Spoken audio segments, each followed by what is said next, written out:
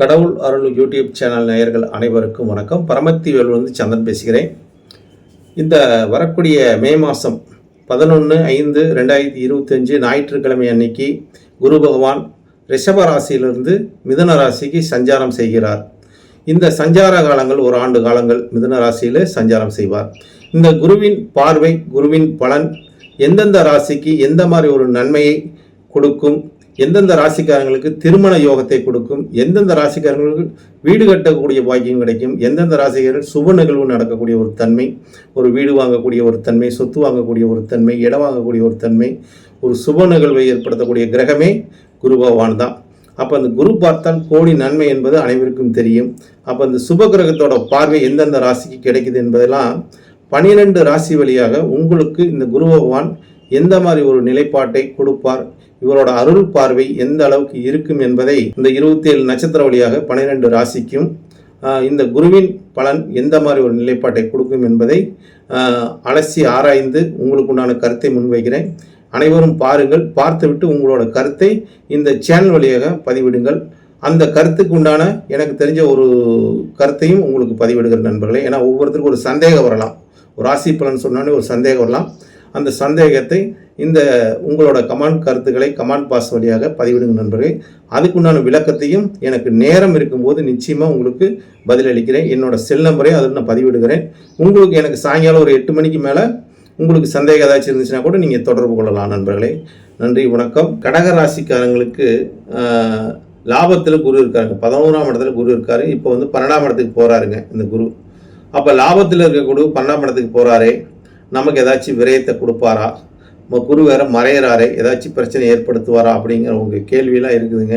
இப்போ கடகராசி குரு யாருன்னு தெரிஞ்சுங்க. உங்கள் ராசி குரு பகவான் யார், அவர் எந்த ஆதிபத்தியம் பெறுகிறான்னு பார்க்கும்போது குரு கடகராசிக்கு பார்த்தீங்கன்னா 6ஆம் இடத்து அதிபதியாக வர்றாரு. அதாவது குரு பகவான் தனுசு ராசிக்கு அதிபதியாக வரக்கூடியவர், மீன ராசிக்கு அதிபதியாக வரக்கூடியவர். ஆனால் கடகராசியில் தாங்க உச்சம் குரு.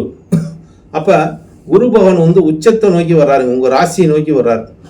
அப்போ குருபகவான் உச்சத்தை நோக்கி வர்றதுனால தாங்க இன்றைக்கி பவுன் விலையெல்லாம் கண்ணா பண்ணான்னு போகுதுங்க. அதாவது ஒரு நிலைப்பாடே இல்லாமல் கிட்டத்தட்ட கடகத்துக்கு குரு வரும்போது 1 லட்ச ரூபா வந்துட மாட்டேது பவுன். அப்போ அந்தளவுக்கு குரு உச்சம் பெறும்போது தங்க நகையும் ஏறிட மாட்டேது, ஆபரணமும் ஏறிட மாட்டேங்குது. அந்தளவுக்கு இருக்குதுங்க இப்போ இருக்கிற காலகட்டம். அப்போ இந்த குரு பகவான் 12ஆம் இடத்துல சஞ்சாரம் செய்கிறார். ஒரு ஆண்டு காலங்கள் லாபத்தில் இருந்த குரு இப்போ விரயத்துக்கு போயிட்டார் 12. இப்போ சுப கிரகம் 12க்கு போவது நல்லதுங்க. என்னை பொறுத்தளவுக்கு நிம்மதியான வாழ்க்கைங்க, நிம்மதியான தூக்கங்க. அதாவது சுப விரயங்கள்னா ஒரு கோயில் கட்டக்கூடிய, கோயிலுக்கு ஒரு நிதி கொடுக்கக்கூடிய தன்மையும், ஒரு கோயில் ஒரு ஸ்தாபிக்கக்கூடிய தன்மையும், கோயிலே சொந்தமாக கட்டக்கூடிய தன்மையெல்லாம் கடகராசிக்காரங்களுக்கு இந்த காலகட்டத்தில் கோயில் பணி செய்யக்கூடிய தன்னை அர்ப்பணிக்கக்கூடியவராக இருப்பாங்க. ஏன்னா குரு பகவான் யாருன்னா பாக்கிய அதிபதிங்க, கடகராசிக்கு 6ஆம் அதிபதிங்க. தன் உழைப்பை கொண்டு அதை பாக்கியத்தை தேடக்கூடிய அமைப்பு இவங்களுக்கு கொடுக்கும். அதே மாதிரி 6ஆம் இடத்தை குரு பார்க்குறாரு. அதே மாதிரி உங்களோட 4ஆம் இடத்தையும் குரு பார்க்குறாருங்க. கடகராசி 4ஆம் இடங்கிறது என்ன தெரியுங்களா? அதாங்க மிகப்பெரிய ஒரு பலம். 4 நல்லா இருக்குங்க. எந்த ஒரு ராசிக்காரங்களுக்கு 4ஆம் இடம் நல்லா இருந்தால் அவங்க வாழ்க்கையில் சந்தோஷமாக இருப்பாங்க. 4ஆம் இடம்னா சொத்துங்கிற ஸ்தானத்தை பார்க்குறாரு, சொந்தங்கிற ஸ்தானத்தை பார்க்குறாரு. அப்போ இந்த காலகட்டத்தில் குருவோட பார்வை 12ஆம் இடத்துலேருந்து பார்க்கறதுனால உங்களோட விரைய எதில் தெரியுமா ஏற்படும்? வீடு கட்டுவதன் மூலம் விரைய ஏற்படுங்க, சொத்து வாங்குவதன் மூலம் விரைய ஏற்படுங்க, சொந்த பந்தத்தை நிகழ்வுக்கு ஒரு சுப நிகழ்ச்சிக்கு போகிறதுனால விரைய ஏற்படுங்க, நீங்களே ஒரு சுப நிகழ்ச்சி நடத்தக்கூடிய ஒரு பாக்கியம் இருக்குதுங்க. அப்போ இந்த மாதிரி ஒரு செலவுகள் தான் இந்த காலகட்டத்தில் உங்களுக்கு நடக்குங்க. அப்போ உங்களுக்கு சொந்த பந்தத்தின் மூலியமாக ஒரு சுப நிகழ்வுக்கும் வாகனம் வாங்கக்கூடிய யோகமும், அதாவது 2 வீலர் வச்சுருந்தா இப்போ கார் வாங்கக்கூடிய அமைப்பெல்லாம் இருக்குதுங்க. சொந்த இடம் இல்லாதவங்களுக்கு சொந்த இடம் வாங்கக்கூடிய அமைப்பு, வீடு இல்லாதவங்க வீடு கட்டக்கூடிய அமைப்பு, இந்த மாதிரி ஒரு சொத்து சேர்க்கையை கொடுக்கக்கூடிய அமைப்பாக இந்த ராசிக்கு, அதாவது கடக ராசிக்காரங்களுக்கு இந்த குரு பயிற்சி இந்த யோகத்தை கொடுக்கும்னு வச்சுக்கங்களேன். அதனால் மறக்காமல் இந்த கடகராசிக்காரங்கள் இந்த குரு பயிற்சி சிறப்பான ஒரு பலனையும் சிறப்பான ஒரு யோகத்தையும் வழங்கக்கூடிய ஒரு காலகட்டமாக இருக்குது நண்பர்களே. அதனால் கடகராசிக்காரங்களுக்கு இந்த யோகத்தை வாரி வழங்க போகிறாரு. அதனால் 12ஆம் இடத்துல குரு இருக்கார் என்று யாரும் பயந்து கொள்ள வேண்டாங்க நண்பர்களே. நிச்சயமாக கடகராசிக்காரர்களுக்கு நன்மையை அளிக்கும், நல்ல பலனை வழங்கும். குருவோட பார்வை சிறப்பான பார்வையாக இருக்குது. அதாவது உங்கள் ராசிக்கு, கடகராசிக்கு 4ஆம் இடத்தை பார்க்குறாரு, அடுத்தது 6ஆம் இடத்தை பார்க்குறாரு, அடுத்தது அஷ்டமஸ்தானம் என்று சொல்லக்கூடிய 8ஆம் இடத்தையும் பார்க்குறாருங்க. இந்த 3 இடத்தையும் குருவோட பார்வை சுப நிகழ்வை தன்மையை ஏற்படுத்தக்கூடிய ஒரு நன்மை இருக்குது.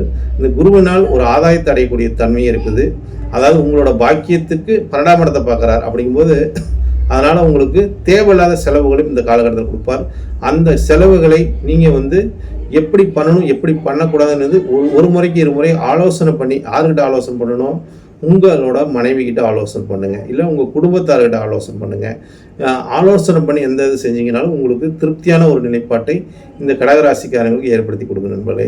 எல்லாரும் சந்தேகமில்லை. நன்றி, வணக்கம், வாழ்க வளமுடன். பரமத்தி வேலுடன் சந்திரன். உங்களுக்கு ஏதாச்சும் இதில் சந்தேகம் இருந்துச்சுனாலும் இந்த சேனல் வழியாக உங்களோட கருத்தை பதிவிடுங்க நண்பர்களே. கடவுள் அருள் டிவியை பார்த்தமைக்க நன்றிகள். மேலும் இது போன்ற தகவல்களை தெரிந்து கொள்ள கடவுள் அருள் டிவியை சப்ஸ்கிரைப் செய்யுங்கள். மறக்காமல் பெல் ஐக்கானை கிளிக் செய்யுங்கள்.